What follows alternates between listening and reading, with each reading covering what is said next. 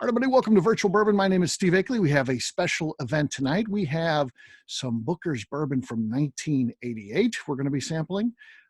Everyone was instructed to bring their favorite bottle of Booker's, and maybe we'll do a little side-by-side. Again, not to compare taste-wise, but just to kind of get a feel for were things different back then versus what they're now. So that'll be just a fun component to what we're doing.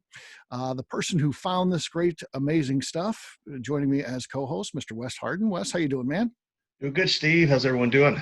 Good, good. So we're going to hear about how you got this, all that kind of good stuff, any information you got. But the true information about this will come from my other guest, co-host, and that is Mr. Freddie. No, Freddie, how you doing, man?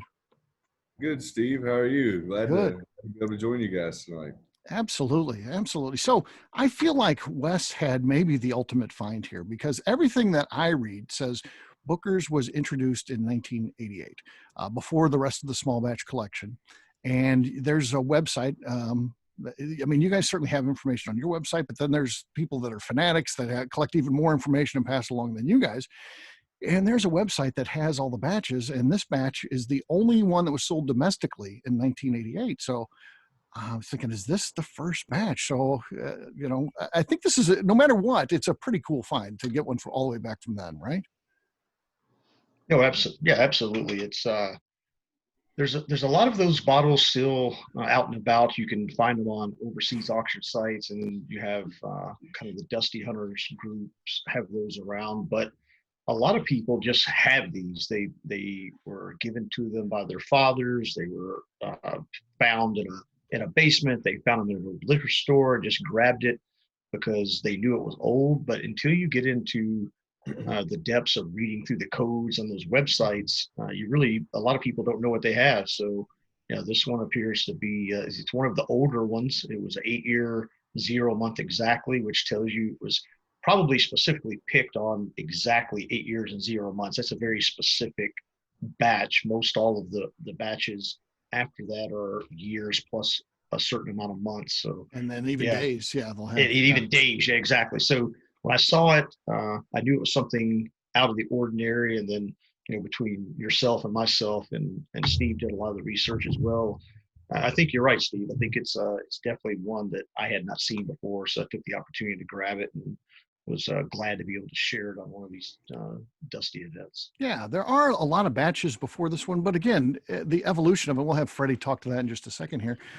Booker giving it as gifts for personal consumption initially, that type of thing, and then sending it out to distributors and things like that over the years. But at some point it became a consumer product, and it looks like that official year was 1988. So Freddie, and I know this predates what you're doing in bourbon, but this is all family history and legend and lore. So tell us a little bit about the history of Booker's bourbon specifically. Yeah, so as you said, so I guess the first release was in 1987. That was internally, mainly as gifts, I guess, to distributor folks, maybe liquor store owners as well, I believe. But that was mainly just to see if there was an appetite for that style of bourbon, because as we've talked before, when this was released in this time frame, along with a lot of our other small batch whiskeys, bourbon wasn't the most popular spirit, or actually wasn't the spirit of choice. Vodka had pretty much ruled the roost, I guess, on the spirit side. And so, there wasn't a lot of knowledge of cask strength whiskey. But so when Granddaddy created this, it was kind of the first premium mark for us, really in quite some time. We had Old Tub and then Beam and then Bonded Beam. And so those were all kind of premium markups as they came. But, from that point, it was probably in the 60s, I would say, maybe 70s, when Jim Beam Black was introduced.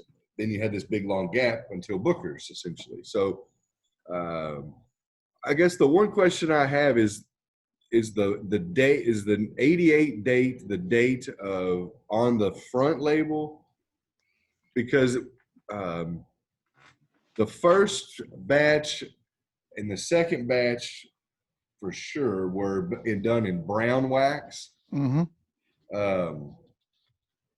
Was this one brown wax by chance? It wasn't Freddie. So the research I had was what we think is this 88 appears to be the first U.S. public release.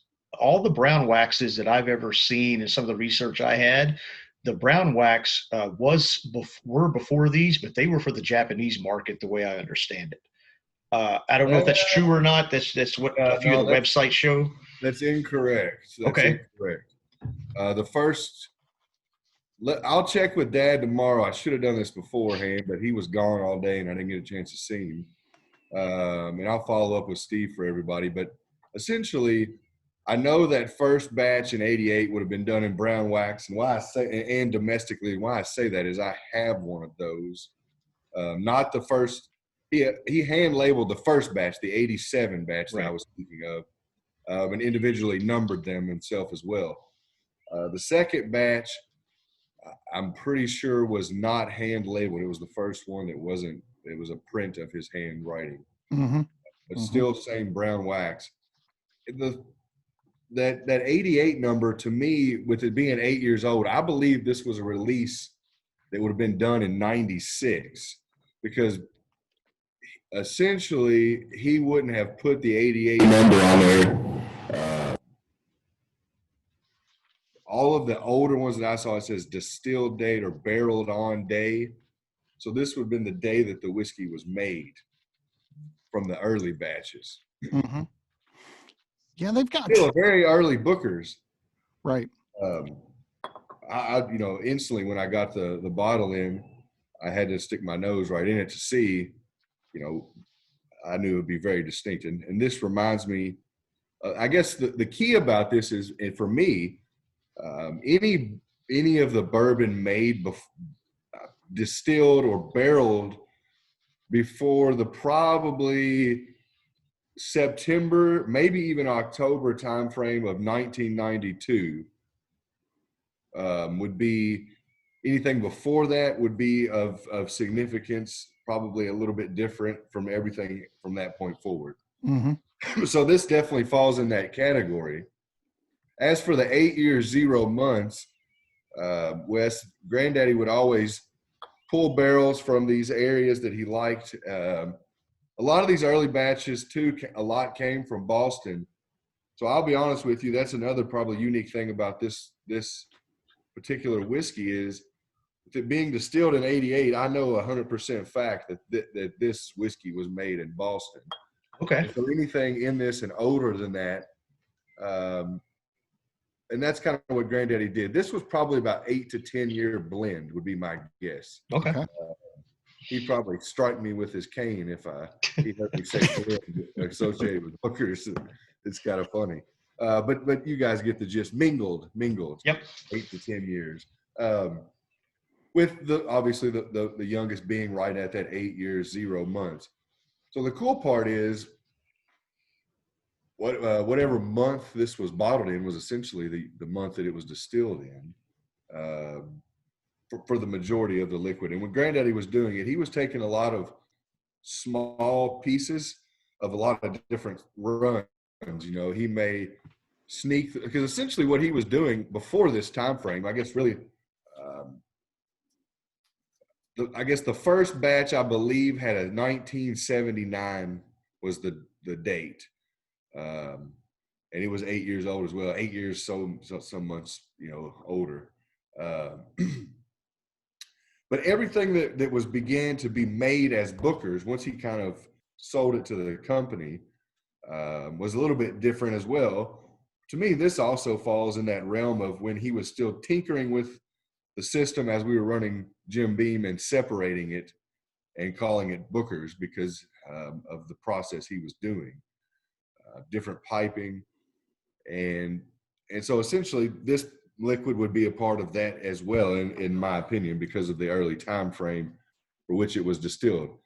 This was essentially probably distilled right about the time that the first commercial batch was hitting the shelf. So as I said, he was most likely tinkering on the backsides of our Jim Beam runs, pulling a retention tank out of service for sure, Probably running a little bit different setup on the column.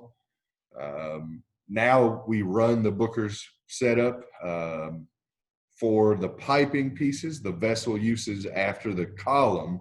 We do different for different products, but I'm pretty sure what Granddaddy set up and this is again probably from the 92 on mark because of ethyl carbamate, the setup we're running today. So this whiskey does have a lot of historical significance to me. As you say, Steve, it was made well before I was born in '87, so Right. I was a year old when this was made, and I essentially had white curly blonde hair when it was probably bottled. But what's cool is with this craft distillery coming online, we've procured a lot of kind of dusty bottles, and I'll be glad to crack some of those open when you guys get a chance to come to the distillery. But so we're going to have a little collection there of our own kind of dusties, and we've been procuring them over the last 8 to 10 months.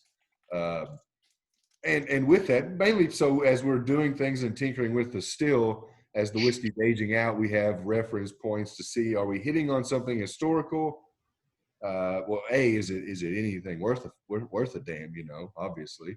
Right. And then does it have a historical reference, or is this something that we've kind of tapped on that we haven't seen in some of our other distillations? So it's exciting because the flavor of this, it takes me to my childhood. He used to let me nose the whiskeys when he would be picking them. So instantly when I put my nose in this glass, it takes me right back to that childhood. Yeah, pour ours if you haven't done time, I didn't know what the hell I was doing. I was just smelling whiskey, and it didn't, I just thought it smelled like alcohol. But now I can distinctly just pick up the complexity that's in this glass. Really, for me, this one is interesting because you can almost smell the viscosity to me. Yep. You can tell that this is going to be a very thick liquid. I mean, you can see it obviously if you kind of roll it around a little bit. But generally speaking, just off the aroma there, I think you can begin to pick up it's going to be viscous and very creamy. And honestly, I've been excited. I haven't tried this in advance. I really wanted to, just to see some quality control, make sure everybody was drinking safe whiskey. It's been around for a while, but I figured it would be okay. So I didn't, and so I'm excited to try this. Like I said, if you read the package of Booker's, the labeling hasn't changed. It says 6 to 8 years old. That's because that's kind of the sweet spot. As you see with a lot of these earlier whiskeys, he was leaning a little bit older, probably by choice, maybe to get a little more complexity, maybe to get some differentiated flavor, to maybe grab some attention. But he, as a person, did like that, right in that 7 year, to be honest, was his kind of sweet spot. So that's why he thought 6 to 8 on the labeling. Yeah, it's and a lot of it too. What he really liked was the vanillin, the vanilla, and that's as we've done some research that shows that around that 6.5 to 7 year mark is where that's really starting to become the more prominent flavor that's showing in the whiskey. Now, when you get into that 9, upper end of 8, close to 9, 8 year, 8 month, 9 month, into 9 year. You start to maybe lean more towards the caramelly side and some of the brown sweets, I think, and definitely start to pick up some more char or, some of those barrel extractive notes, or maybe some astringency even coming through. So Granddaddy really thought that was kind of like a sweet spot of whiskey because you can still pick up hints of the graininess, a little bit of the corn. I think that helps kind of attribute to the creaminess to me, almost like a cream of corn. But the barrel is very present in this whiskey. And it's, to me, it's just like I say on the aroma, I think there's just a level of complexity there that's intriguing for whiskey lovers, for sure. Yeah, I think there's a lot going on the nose on this one for sure. Yeah, it's what I've noticed is I've had quite a few of the old beam decanters from we've drank from the 50s, 60s, 70s, and 80s. and even this Booker's, although the proof is higher, obviously, but the components of the whiskey and the distillation and the maturation are there. And I agree with you, even though it's labeled as a 8 year. Uh, I think there's probably some components of 9 and 10. I get a little bit of that oak on the nose. There's something about Jim Beam product during that time frame of kind of the whiskey glut in the 70s and 80s when there was a lot of whiskey. Obviously it wasn't moving as fast, so the whiskey was a little older, Mhm. and it's very it's a little more complex.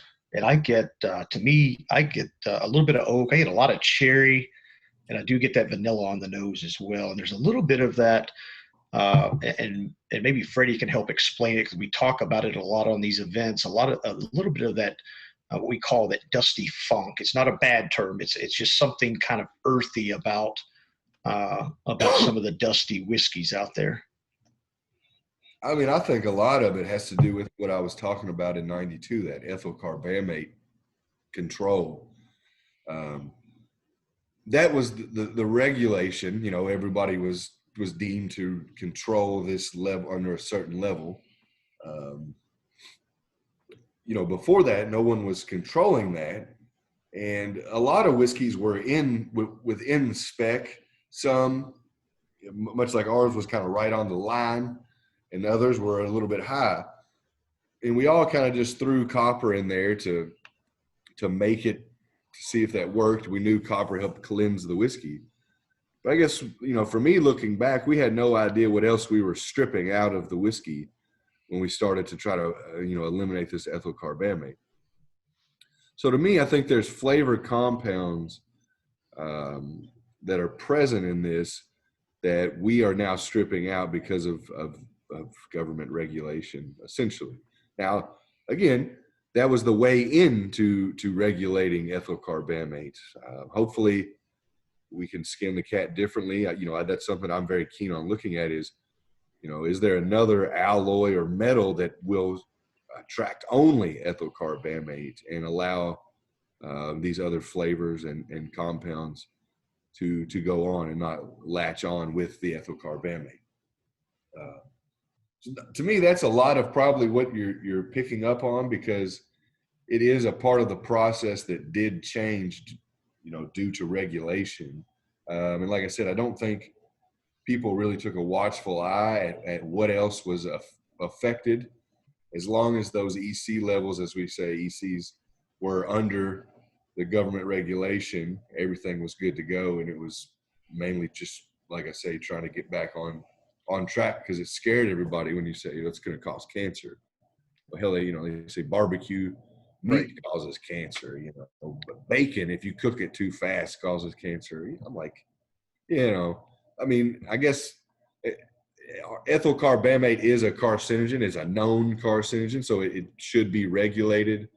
I think they've since debunked that you have to consume an extremely large amount in a very limited time frame for it to actually raise or heighten your chances of getting cancer, from what I've read recently. So, that to me is probably what you're picking up. What that compound is, I did save a little bit of this. I'm going to have our lab run it on the mass spectrometry to see what's in it. I will say that I guarantee you the EC level on this, they'll be like, "Did you drink this?" And they don't know. They're scientists in today's world who know that you have to control under this level. So I'll bet you they'll say, "Please tell me you all haven't drank this yet," or something.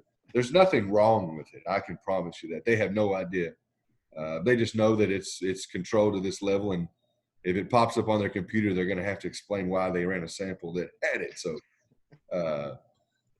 but yeah, so I'm anxious to see what some of those compounds could be, possibly. I definitely think that it has to do with that process. Well, let's give this thing a taste. Let's see what everyone thinks on the taste on this one. Right. Cheers, everybody. Cheers, everyone. Cheers. Cheers.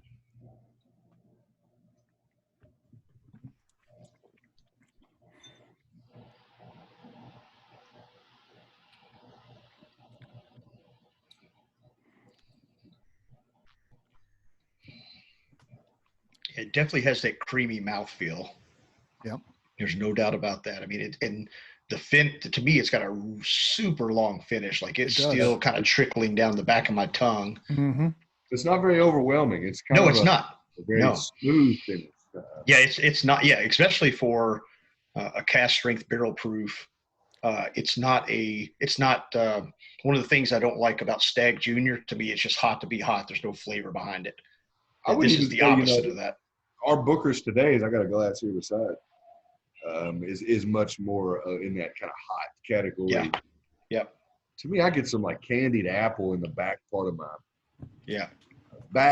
front part of my palate, where my tongue is kind of touches the roof of your mouth. To me, it's very, very robust whiskey. I think, especially for cast strength, to not have that kind of big punch that you would expect at this proof. And again, I think that has to do with that compound breakdown and how, I mean, it's a very smooth whiskey for the proof it's at. Yeah, the candy apple is spot on. Like there's it starts off as like sweet, almost like cherry. Yes. And then you get like a little bit of tart, and then there's the pop of like sweetness right mid palate, and then you get that nice long finish. It's this stuff is amazing. Differentiation across your whole palate. No, absolutely. A lot of that that kind of estery, fruity, dried stone fruit.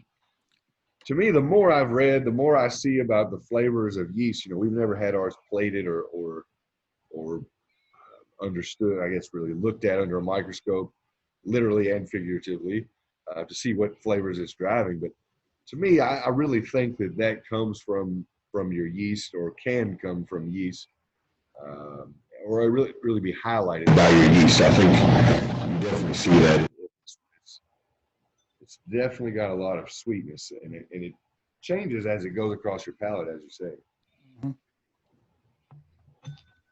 Anyone else want to jump in? Give your thoughts, Bill, Paul. You guys are usually pretty opinionated on these things. It's a roller coaster on your palate. Yeah. It's up and down and all around, and I like it. It's really, really good. Yeah. Yeah. Yeah, it's a full cherry apple fruit bomb to me. Like it's right up my alley. I try to pick up hints of other things, and it's just a lot of that, like you said, cherry straight to apple. Almost like you said, there is a little bit of a tardiness in between. It's almost as if you did eat a cherry and an apple back to back, you know? With just a little bit of cinnamon on the back end for that finish, and just a little bit of spice in it. Pretty good. But it's amazing. It's current Booker's is really good, solid. I like all the batches, some better than others. But this stuff right here it's flat out amazing. This is as good as it gets, right? Yeah. Yeah. This is amazing. Well, Kay said if you got any left over, I'll try it after you. Luckily, she's not around and can't hear me. She's not going to get any of it. She's not getting it. Okay. Still have to settle for the Booker's 2019-02 Shiny Barrel Batch. That's the bottle. That's what she gets. Yeah. I'll pour that in the glass and I'll take it over there. That's perfect. Hopefully she does. If she comes off and says that's the Shiny Barrel Batch, then I'm going to be in deep shit. Yeah. Hey, her palate's a lot more refined than I was anticipating, and I'll be in trouble. That'd be pretty impressive if she could taste it and be like, yeah, I'll pout her if she does. I will. Right. Right. Absolutely. Paul, what do you think of this one? Yeah, I mean, up front I get the same. It's dark fruit, cherry, like a, you know. I get like a little bit of, I don't know. It's not a chocolate, almost like a leathery, I don't know, something in the back palate, something that goes from fruit to like an earthy, like, I don't know, it sits well. Yeah, it was a little oak. I thought it was oak on the nose, but I'm with you. It's more of that leather, earthy, a little bit of baking spice, cinnamon on the back end, and just kind of rounds the whole thing out. Yeah, it's really good. Yeah. Jim, you usually like to jump in too. What I like about this one is just how it's a roller coaster, but it all pulls forward. Yep. It works its way forward off the spice and then ends with the sweet, when it normally starts at the tip of the tongue with the sweetness, and then it usually blows back to the rye. And you don't get that. This one just pulls forward. It's absolutely it's a after dinner. It's a dessert type sit down, long conversation, pop up that cigar, and just settle in. 'Cause it's a hell of a ride. Yeah, this could be a dangerous one. It's such a, for the proof, it's such a yeah. sweet, smooth drinker. You could find yourself on your ass and wake up the next day not knowing what's going on after a while. Yeah, it happens to us. That's why Dad calls it pajama. He says Booker's in general is pajama whiskey. You got to either be in your pajamas or at least within sight of them if you start getting a hold of it. Sometimes, as you say, it's deceptive. It creeps up on you, and then you stand up, and it's like you went 3 or 4 rounds with Tyson. The Right. old Tyson, not The old Tyson. Yeah. not the new one. Though he didn't look bad in He that thing. didn't, no, he didn't. For a 50-something-year-old guy, what is he, 55 in there? I was 54? impressed. I still wouldn't want to take a punch from him. No, I'm No. not jumping in between those ropes with him. No, Yeah. no. You could tell Roy Jones wasn't too excited about Yeah. that. I could take a few of them after it was over. That interview after it was over, he was worn out, man. Yeah. And Mike's like, let's do this again. He's like, He's tired. He's ready to. He went right back at it right there. right. Roy was like, well, I'm going to go back to Pensacola for a while. Talked to my wife and kids about this. Right. So, yeah. Stop while he's ahead, and he has both of his ears. Yeah. Yeah. Well, Mike's definitely he's grown for sure. So it's been fun to watch his career from this angry guy to the guy we see today is a different person. I mean, Oh yeah, absolutely. yeah, it's interesting. Evan Rose, you're sitting in front of the still house there. What do you think? Yeah, Kevin, you're on property after hours. Yeah, Better hope somebody doesn't shoot you. Don't call security. This is really, to me, it's very well balanced between spice and sweet. I think a lot of the newer Bookers, some will be a little more spicy or a little more sweet. Some of them kind of hit that spot in the middle where you've got that balance, but this is really there as far as I'm concerned. I think you've got that. You do have that cherry, you've got that apple in there. I think you've got some cinnamon, some other baking spices in it, maybe just a little bit of pepper on the finish. Yeah. But Oh yeah. it kind of takes you through the flavor wheel, and it's really nice. Yeah. I think that's really a testament from the difference of Granddad's selections and Fred's. I think Granddad would probably still have a lot of very balanced releases where Dad tries to take them singular to allow people to kind of get different flavors and kind of have differentiation between the batches as they're named different and people like to taste them through that. So I would say that's probably a tribute to who's selecting them. I would say some of this flavor we're not seeing in general in a lot of whiskey today. I think it definitely the balance of it is very, as you say, it doesn't, to me, it doesn't spike at any point. Not just balanced as in it has a lot of flavor. To me, it's balanced in how it is kind of laid out and comes across as well. Right.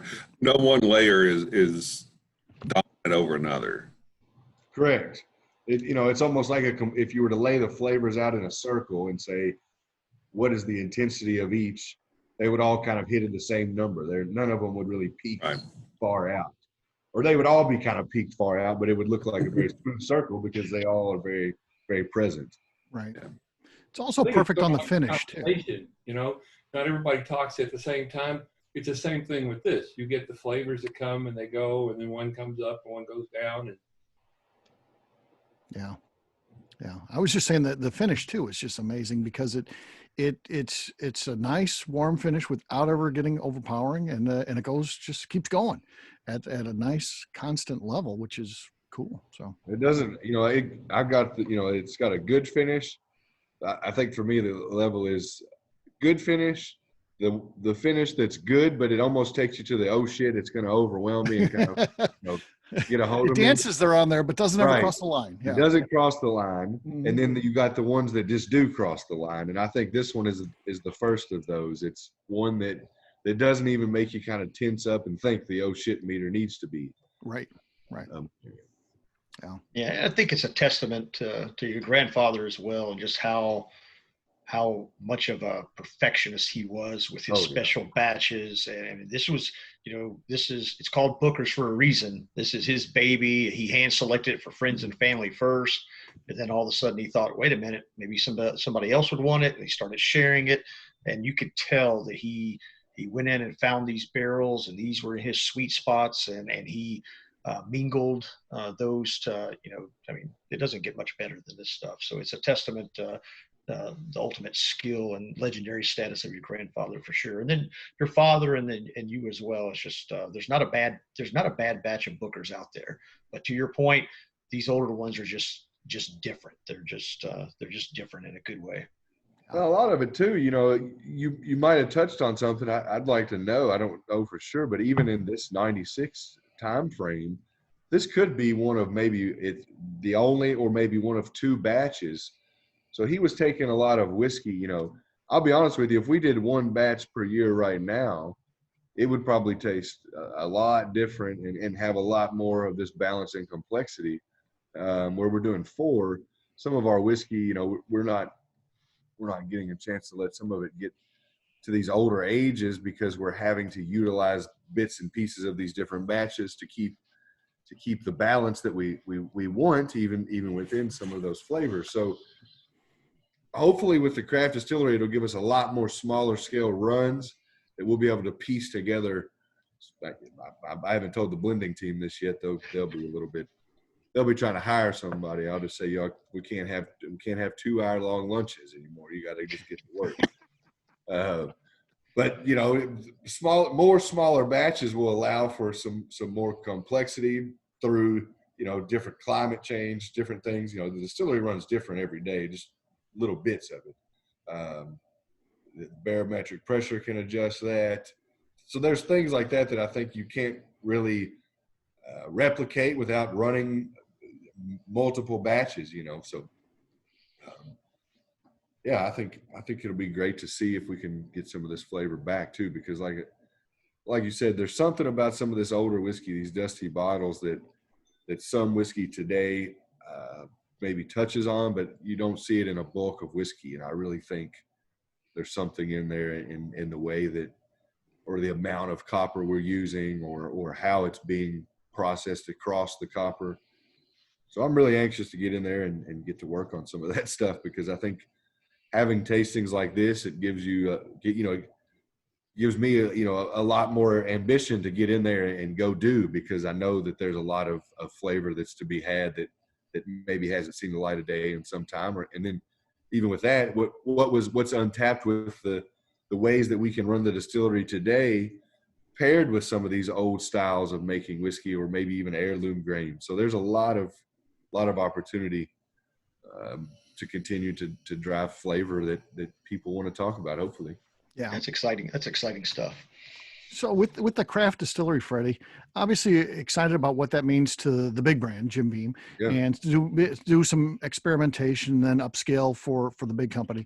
I think that's all great. And I'm excited about what you'll be able to do with that. But I'm even more excited about this idea of you doing the craft side of it. If you get a pot still in there and you're messing around, and is this going to be like gift shop only stuff? And I mean, I want to sign up to get a bottle of everything that comes out through there, because I'm excited with the resources you're going to have behind you, but be able to do it on a craft scale. It's one of the most exciting things in bourbon, I think. So, to touch on a little bit of the Jim Beam side, the experimentation stuff will probably be more for really some of the stuff that we're talking about here of, Jim Beam is processed similarly to Booker's, as in, it's on the column and Yeah. as I said, that setup. But if we get back into there and have an opportunity to start tinkering with how it's coming off and get back to some of the older style flavors, or can drive more flavor without the removal, or, removal of EC without the removal of the other flavor, those are the types of scale ups we'll be doing for Jim Beam. Also, there's some opportunities probably to distill some things but generally speaking, we'll run even LTOs for Jim Beam. We'll still stay on the Claremont side of the hill there in Claremont. But for brands, to be honest with you, Booker's and Baker's are going to take up a bulk of what we'll be running. A lot of for that reason, it'll take up about 60% of the schedule. Okay. Maybe a little bit less depending on where we land on some of the other innovation mash bills. If they all come to the craft distillery, we may have to rethink about how much Bookers and Bakers is ran at times, and then I'm trying to keep some of it in the big distillery. But generally, I'd say probably about 60% of what we'll do is the Bookers and Bakers production. That's cool though. But if you look at it too, right now that same percent in Claremont is running out about probably 10 weeks total of whiskey, and that'll go up to about 35, I think, is what we were looking at. So, as I said, you'll have a lot more spread out of when it was made, smaller batches because the fermenters will be smaller. Yep. A lot more lot codes for us to go through and pick for these batches. But for what you're saying, Steve, there's going to be opportunity for direct to consumer, as you say, maybe out of the gift shop, maybe through an online a group that we've talked about creating a site within Beam that you can kind of come to get more information about brands, or even, as you say, if we're doing some of these experiments as they're coming of age, talking of them and having the opportunity to taste, or even, there's some programming we're working on. Obviously with COVID, it's slowed it down, but in the craft, having the ability to have folks come in, maybe do a blend session with me, and you can pick, from some of these unique liquids we'll be doing to make your own blend, and take like a case out if you would like 6 bottles or 12 bottles, I believe, I'm not sure. And then also probably, through single barrel opportunities, that'll be there as well with some of these things. Definitely on Bakers, if some of these experiments we're doing are valuable, you may see them as a limited release on Bakers that could go, across the country.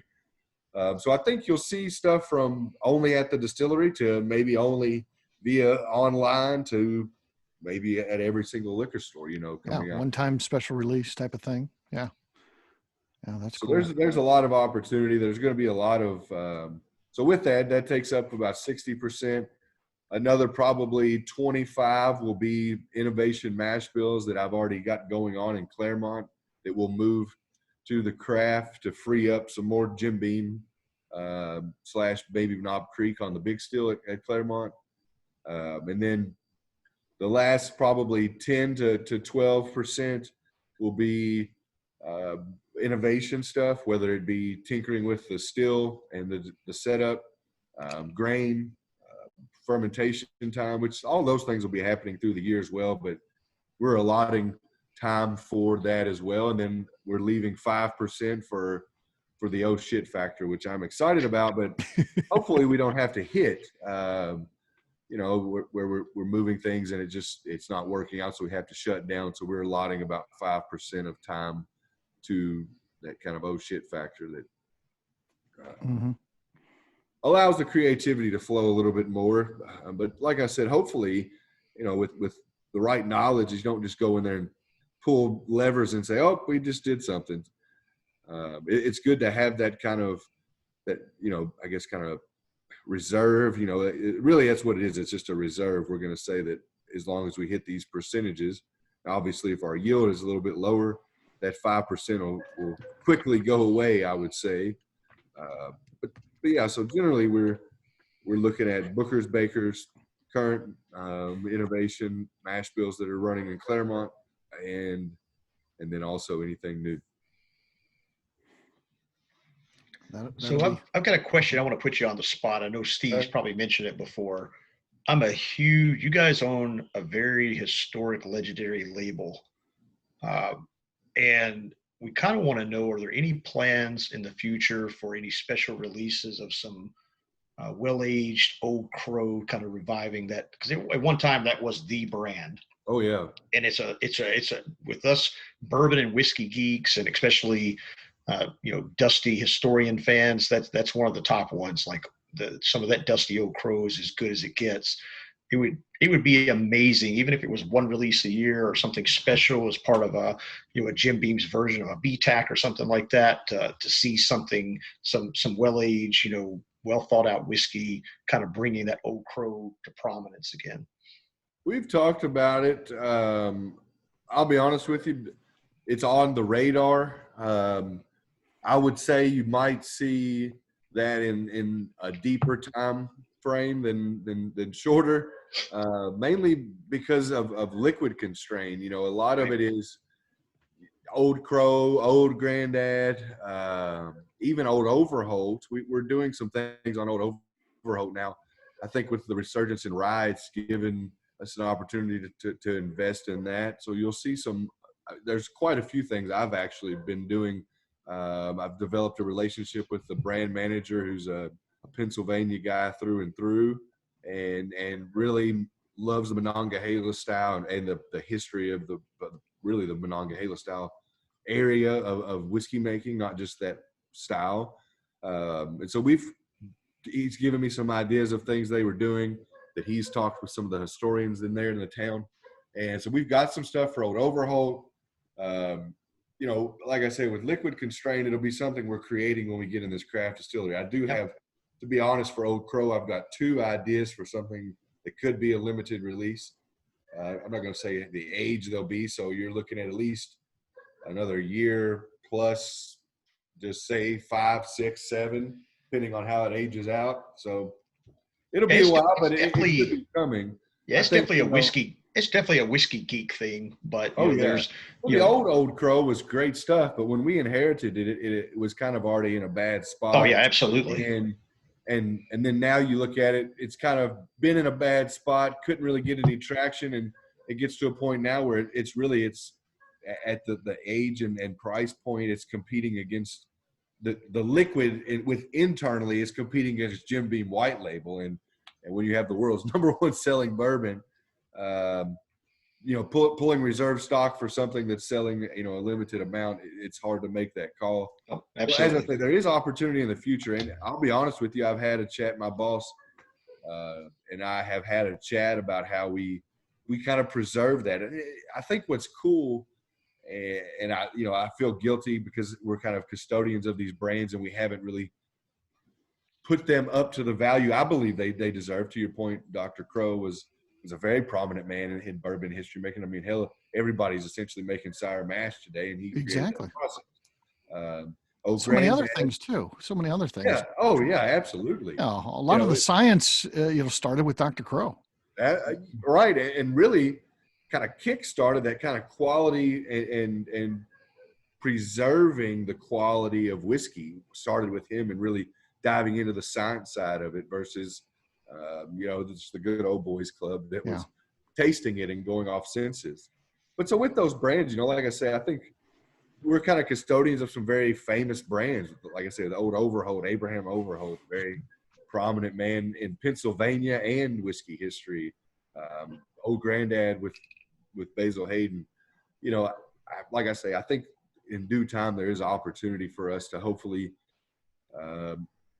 preserve some of that history and hopefully put the men and the brands that were very well representative of these kind of huge figures in the industry back on at least a place where the story's being told. That's the thing for me is get a good whiskey release that draws attention because the whiskey is very good, and have the story, to your point, be about Dr. Crow and really talk about his prominence in the process and the science that he brought to our industry. So talk about a guy who should be in the Kentucky Bourbon Hall of Fame, Dr. Crow. All the stuff that he did. Yeah, absolutely. And he did it all in Kentucky. So it's not like you could say, well, he wasn't. No, he did all that stuff in Kentucky. He should be in the Kentucky Bourbon Hall of Fame.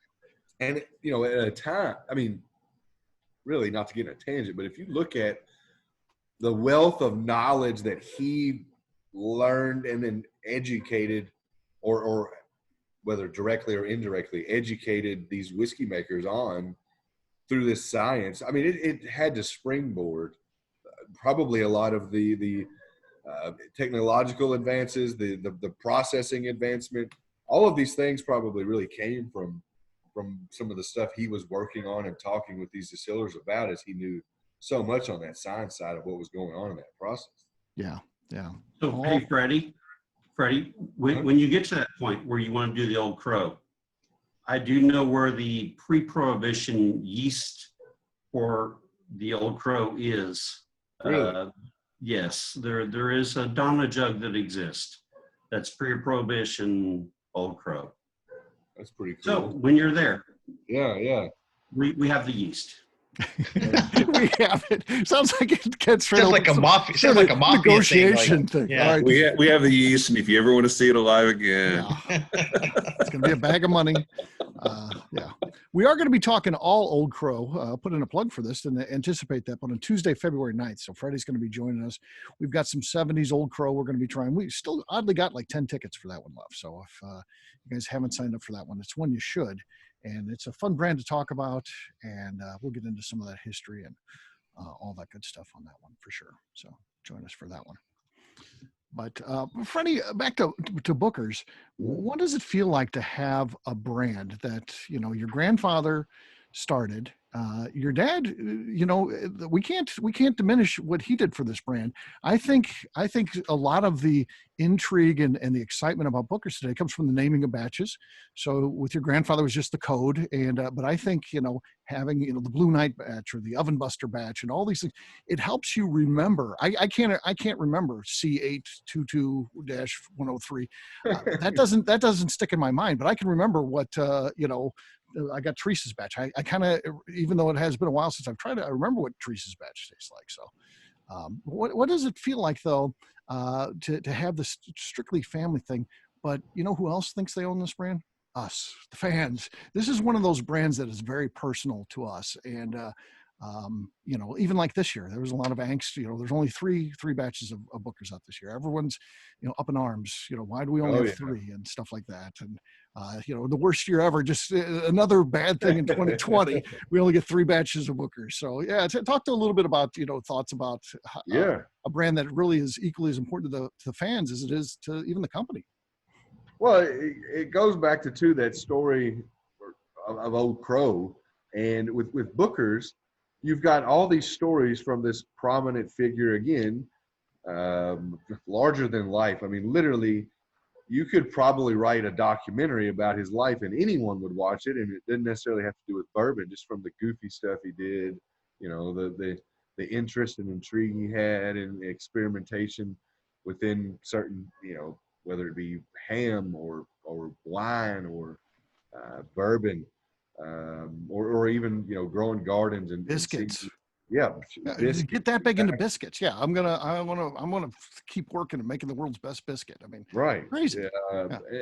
So, you know, these stories, if the whiskey is good, to your point, when you name a good whiskey for a story, it sticks with people versus these numbers and letters. So I think it's really cool. It preserves, you know, my kids never met him. My wife never met him, actually. So, you know, these stories and batches essentially are a great opportunity to preserve the story of Booker and everything that kind of went on around him, from the people aspect. As you probably caught on, each year there's going to be one that's probably for a person.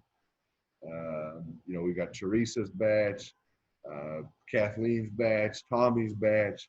These people, you know, all were very prominent in Granddaddy's life or in the whiskey. You know, Teresa, she has really been integral in maintaining the batching the way Granddaddy did. She kind of learned from him about the batching, and now her and Dad do the batching. So there's just so much about this that's great to be able to carry on for me.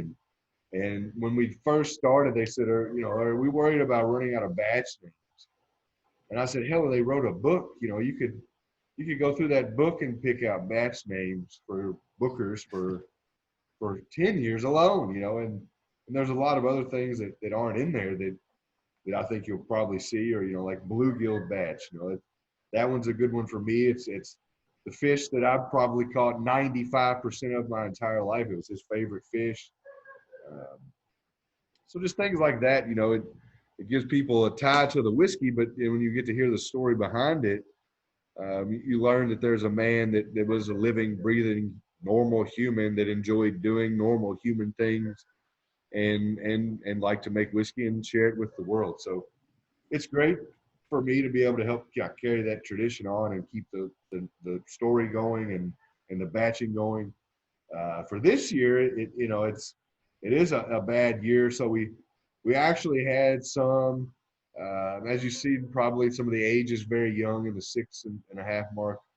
Booker's has grown pretty high. We've always maintained that it was hand selected by myself or Fred. Literally all but 2 have all been selected by Booker or Fred combo. Only 2 of them have been done by me across the whole time. But and because we were in a pinch on both situations, when Dad was out of town or something was going on. But this year we had some. Actually, Dad called me and said, "Hey, I want you to taste this. And what do you think?" And I said, "I don't think it's ready to be Booker's." And so he said, "Well, here's the other ones." And I thought this one was the best. I agreed. The one that he earmarked was the best, but he was nervous and was wanting my sign off as well, because when you go to the company and say we're only going to be able to do 3 batches this year, they weren't too happy about it. But and like I said, I think he was nervous that maybe I thought it was okay, and or that I wouldn't, be obviously if he doesn't think it's right, then I didn't even have to taste it. It's his to call right now. But I agreed with him. I thought that some of the lots that we were looking at, 2 in particular for this year's batches, were not of age that I thought that the complexity was there enough. I think there was a lot of graininess still in some of it, and it was in a lower part of the, I guess, sweet spot of Booker's. So just kind of a coincidence that some of the biggest piece of these batches were coming from these areas that weren't quite up to par. But with that, you'll get a little bit older Bookers for next year. So that was the point. We wanted to scale back the size of the final batch, so there was a few less cases in the 3rd batch. And then obviously we eliminated the 3rd and scaled back the 4th, which and hence only let us have 3. But that's essentially what happened. Okay. But like I said, it was all a quality mark. And I think, as bad as it is, to me, when those things happen and then you see a $1 billion company stand behind the quality of the liquid and not put it out, was it to a point that the general consumer may have recognized? I don't know. It'd be interesting to see what you guys thought of the batch, but it didn't meet our standard, and we're available anytime. Very satisfying to know that the company kind of backed us, on that. Yeah, it is cool that they did that. Yeah, it is cool. I mean, obviously giving up a batch is a big financial thing. So the fact that they trust you guys and you guys get the final call on that, despite the fact you have a large company behind it, I think is pretty cool and does talk about how much they respect you and your dad and what you guys are doing. So I think that's freaking great, man. Yeah, absolutely. It's just reassuring to know that, when they say we're the custodians of the brands, it's easy to say that when everything's great and everything right. La. But when bad things happen, and you probably want to, everyone would like to be on the side of the fence where you're still counting the beans coming in the door. Yeah. Obviously I would still like to see us have a 4th batch. I don't, but obviously the quality is number one, and they stood behind it. So that, like I say, it's very assuring for me, knowing that it's not just words when the tides are great. Right. Just a time left for a couple more questions. I always want to respect Freddie's time, because this could be going on till midnight and I could still have questions loaded up and not have any of it done. Very small part of my list. So I don't want to do that to Freddie. I like the fact that he likes our events and wants to come on, and I don't want to get to a point where he's like, oh God, not these guys. So we're gonna let him go here pretty soon. So if anybody's got any last questions, now would be the time to get them in. So you can just open up your mic and ask away. Hey, Freddie, I have a question for you regarding the Suntory side. I know you spent some time in Japan learning over there. Any insight of what you learned over there? I mean, the quality of perfection of whiskey that they're making over there too on their own style is something else. And you got your one partnership that your father did, which is still on my shelf and still will always be there. But what other things have you learned from there? Any takeaways from that trip? Yeah, I mean, I guess you'll probably be disappointed in what I would say the most exciting takeaway was for me. It was more of a kind of a cultural takeaway for us. You know, even like some of the stuff they shared about the Japanese whiskey industry and the rise and decline, and how similarly it was to the initial bourbon one, and how really you can see some kind of hints at that happening again, where you take quality shortcuts, or for instance, like de-aging of products. Those in the Japanese eyes, that is a mark against quality. Um, you know, even though you're saying you're meeting these things, those things, if it was meant to be that, that's what it was. So going through a lot of the talk with them, that's probably the thing that resided with me the most, was they have a real eye for how it fucked up in the past. They've got a plan for how to prevent it. I think in 20 years, you can ask me that question: did they prevail? And I'll be able to answer it. But I think the key is that they have a vast understanding of where they've come from. And I'll be honest, I don't think in the bourbon industry anybody has a damn clue where we've come from. Through our archival system, through talking with other, bigger name distilleries, there hasn't been a lot of that in this industry. It's been, essentially it's been make the whiskey, age the whiskey, drink the whiskey, and enjoy. You know, that's kind of what we've done. We've always been kind of more of a sensorial. They're very scientific. So it's always been, for me, especially in our family, it's very personal. It's about these connections, understanding what you guys like about whiskey, keeping that moving forward.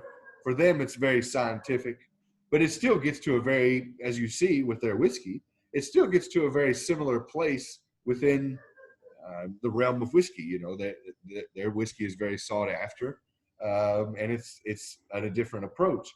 So I would say the cultural thing was a big one for me, and starting to understand what that meant, and then really it's kind of like, so how can you help us keep this moving for bourbon, not just beam, for the bourbon industry.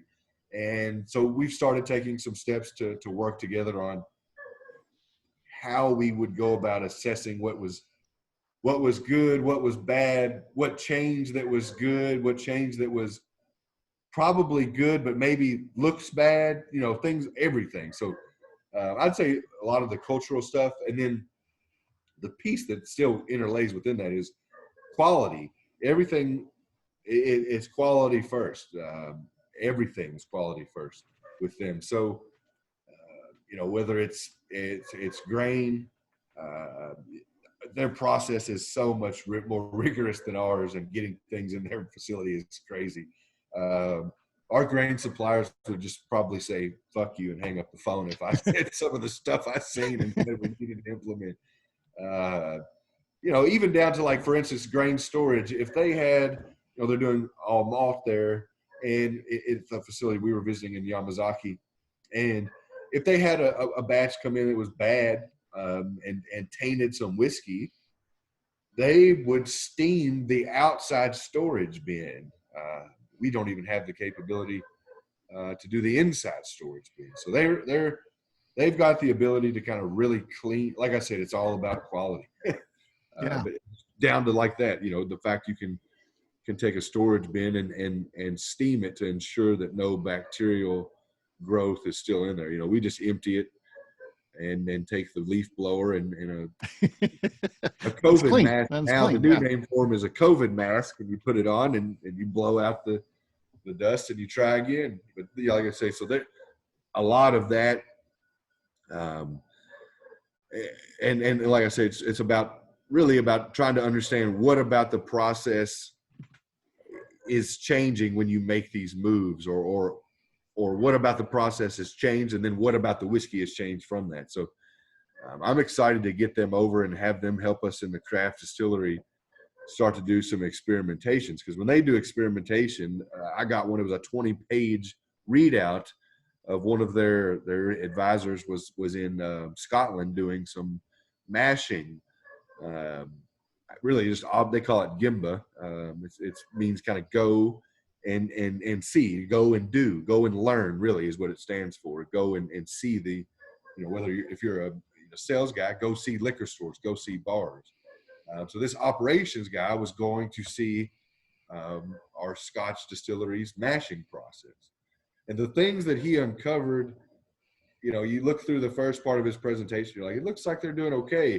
But then when you start to unpeel the onion and see the time saving that you can do by doing things differently, or the filtration medium that they were using, or how they were using the husk as the filtration medium, different way of doing it saved more time. And they were able to extend fermentation and develop flavors in that Scotch, much like I said, in that rise and fall, that those flavors were prominent in the early 80s and 90s, and they have all fell off in a lot of the Scotches in the world. And a lot of it probably has to do with some of the things that those guys were touching on and looking at. So it's very different way of looking at it. And I think if you take what we do and combine it with the way they look at it, and you can come out with or compute something that is the best of both worlds, I think it'll be extremely deadly. And I'm hoping that's going to be me. Time for one more question, then I am going to turn off the recorder, say goodbye. I do have one question for Freddie for the group, not being recorded though, so I want to ask him about something. Any other questions from anybody else in the group? Okay. I'm going to wrap it up, say goodbye to our audience that couldn't make it tonight, and thank you for being part of this, Freddie, and we appreciate it, and it was great to learn a little bit more about the Booker's brand.